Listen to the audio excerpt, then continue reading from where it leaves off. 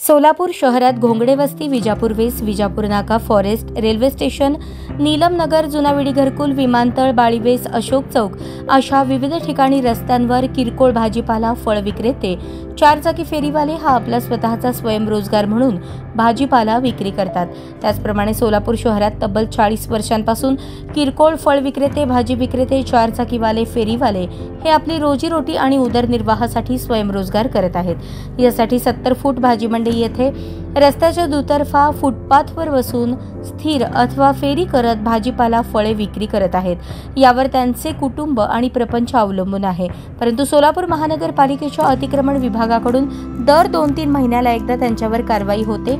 कारवाई दरम्यान त्यांनी उधार, उसने किंवा कृषी उत्पन्न बाजार समितीच्या बाजारामधून कलम भरून आणलेला भाजीपाला, फळे, जीवनावश्यक वस्तू यांचे राजरोसपणे जागेवरच उद्ध्वस्त केले जाते, कारवाईच्या नावाने जप्त केले जाते। त्यामुळे त्यांच्यावर कर्जाचा बोजा तर पडतोच, मात्र त्या दिवशी कुटुंबासह उपासमारीची वेळ येते। प्रशासनाकडे याचना करूनही प्रशासन काही ऐकत नाही, त्यामुळे त्यांच्यावर बारमाही अतिक्रमण विभागाची संक्रांत आहे। साहेब, हातावरचे पोट असून आम्हाला जगू द्या, आमच्या पोटावर पाय देऊ नका, अन्यथा ही पोटातली आग डोक्यात जाईल। जर हा निर्णय लागला नाही तर 6 जुलै 2025 रोजी आषाढी एकादशी निमित्त मुख्यमंत्री शासकीय पूजेनिमित्त पंढरपूर येथे येणार आहेत। त्यावेळी मुख्यमंत्र्यांना घेराव घालण्याचा इशारा ज्येष्ठ नेते तथा माजी आमदार कॉम्रेड नरसय्या आडम मास्तर यांनी जाहीर सभेत दिलाय।